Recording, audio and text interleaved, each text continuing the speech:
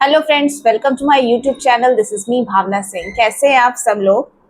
जैसे कि आप सब लोग जानते हैं कि नए अमेंडमेंट के थ्रू तीन जो है कानून यानी तीन एक्ट पास हुए हैं। आईपीसी, सीआरपीसी और एविडेंस की जगह तीन नए कानून अधिनियम आ चुके हैं, यानी भारतीय साक्ष्य अधिनियम, भारतीय न्याय संहिता, भारतीय नागरिक सुरक्षा संहिता, जो कि 2023 के थ्रू जो है अमेंडमेंट के थ्रू लाए गए हैं। तो फर्दर इनके जो लेटेस्ट जजमेंट और इनके थ्रू जो किया गया है वो हमारे लिए जानना बहुत ज़्यादा ज़रूरी है। तो इसी से रिलेटेड हम आपके लिए एक latest, you can say the landmark judgement लेके आए हैं। The name of the case, Naseem and others versus state of Uttarakhand. इस केस में हुआ क्या था? The accused was convicted for the murder of a 10-year-old boy based on the dog identification.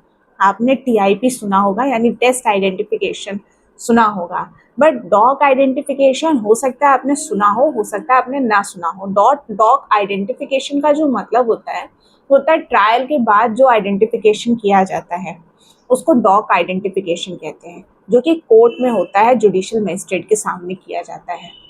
उसमें मतलब आपको आइडेंटिफाई करना होता है जहाँ पे पहले आपने कभी जो है एक्यूज्ड को देखा नहीं होता है, आप बिल्कुल अवेयर नहीं होते हैं उससे, फर्स्ट टाइम आप वहीं पे देखते हैं। तो ये जो प्रोसेस होता है ये ट्रायल में होता है, मतलब during the trial dog identification कराया जाता है। ये थोड़ा रिस्की होता है क्योंकि इस पे मतलब रिलाय करना कि कम्प्लीटली डॉग आइडेंटिफिकेशन के बेसिस पे आप किसी को जो है कन्विक्ट कर दीजिए, ये अनरिलायबल है और ये मतलब कोरोबोरेटिव भी नहीं है और सब्सटैंटिव पीस ऑफ एविडेंस भी नहीं माना जाएगा इसे। इसलिए कम्प्लीटली इस पर रिलाय करके कन्विक्ट करना ये सही नहीं होता है। एक्चुअल में बहुत सारे डाउट क्रिएट हो जाते हैं, इस वजह से इसको जो है अवॉइड किया जाता है। Test identification parade, test identification parade में होता है जैसे कि आपने वो पहले जो ये था प्रोविजन, वो section 9 of the Indian evidence act में प्रोवाइडेड था, but now it is provided under section 7 of the Bharatiya Sakshya अधिनियम। टेस्ट आइडेंटिफिकेशन परेड यानी मतलब same texture, same body, same मतलब फिजिक, सेम मतलब जो फेस जेस्चर है आपका, जो भी जैसे आप दिखते हैं उसी तरीके के कई लोग आपके सामने खड़े किए जाएंगे। उसमें आपको आइडेंटिफाई करना होगा कि कौन सा एक्यूज है, किसने क्राइम कमिट किया है, मतलब आपको आइडेंटिफाई करना होता है। और उसमें जो है कई लोग एक जैसे, कई लोग, अगर किसी की बियर्ड है तो बियर्ड रहती है, अगर वो एक्यूज की मतलब पहले से कुछ है तो वो सेम डिट्टो जैसे रहते हैं, सेम टू सेम रहता है। उसमें आपको आइडेंटिफाई करना होता है। अगर आपने वहाँ आइडेंटिफाई कर लिया तो टेस्ट आइडेंटिफिकेशन परेड एक्चुअली होता है बिफोर ट्रायल, ये ट्रायल से पहले होता है।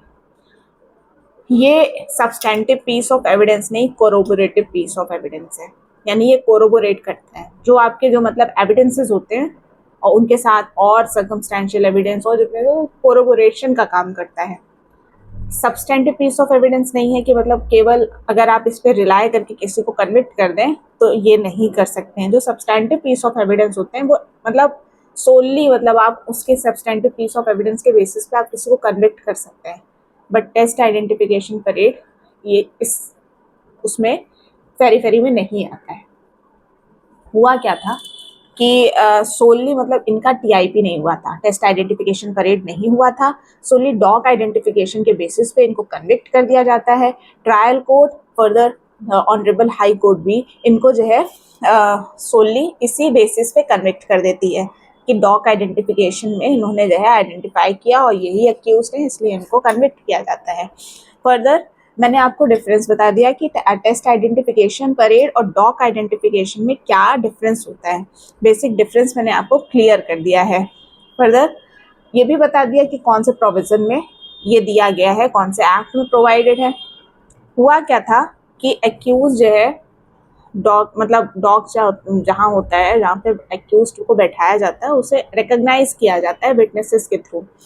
तो इस केस में हुआ क्या था कि बहुत सारे डाउट्स क्रिएट हो जाते हैं कि जब आप पहली बार किसी को देख रहे हैं, डायरेक्ट कोर्ट में देख रहे हैं, तो हो सकता है कि आप जो है रिलाय मतलब कम्प्लीटली आपको याद ना आए, बहुत डाउट में हो, या आप मतलब उसको रिकॉग्नाइज ना कर पाए क्योंकि इतना प्रेशर रहता है।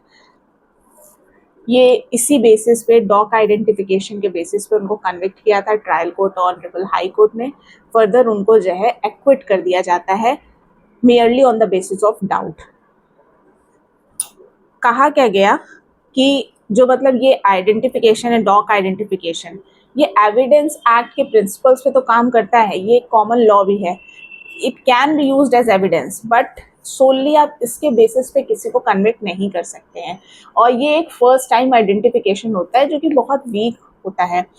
सुप्रीम कोर्ट, हमारे सुप्रीम कोर्ट ने क्या कहा कि ये एक फर्स्ट टाइम डॉक आइडेंटिफिकेशन है जो कि स्ट्रेंजर्स, मतलब एक तरीके से कोई अगर सामने खड़ा है, आपने उसको कभी देखा नहीं है बट आपने देखा है, आपको पता है कि क्राइम हुआ है, क्राइम किसने किया, अगर आपका श्योर नहीं है तो ये काफ़ी हद तक अनसेफ होता है। Prosecution fail to prove guilt beyond reasonable doubt, वहाँ पे डाउट क्रिएट हो गया था और ये चीज़ें प्रूव ही नहीं हुई। अगर प्रूव होती तो उसको कन्विक्ट किया जाता, बट प्रूव नहीं हुई इसलिए उनको एक्विट कर दिया गया। Conviction by the trial court as well as the high court, उसको सेट असाइड कर दिया गया by the honourable supreme court और एक्यूज्ड को एक्विट कर दिया गया। फर्दर जो लीगल रेफरेंस था, जो टेस्ट आइडेंटिफिकेशन पीरियड जो section 9 of the Indian evidence act में प्रोवाइडेड था, further section 7 of the Bharatiya Sakshya अधिनियम में प्रोवाइडेड है टेस्ट आइडेंटिफिकेशन पर, जो कि एक कोरोबोरेटिव पीस ऑफ एविडेंस है। And further the case relied on P Shashi Kumar versus state, जो कि 2024 का केस है, जिसमें ये कहा गया था the held that the failure to hold TIPN test identification parade अगर नहीं होता है, ये रेंडर्स डॉक आइडेंटिफिकेशन डाउटफुल।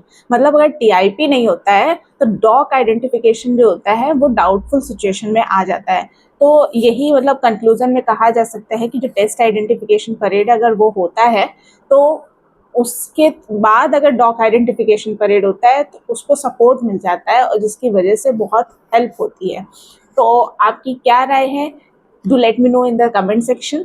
और अगर आप हमारे चैनल पर नए हैं तो ऐसी और जानकारी के लिए जुड़े रहिए। Thank you for watching.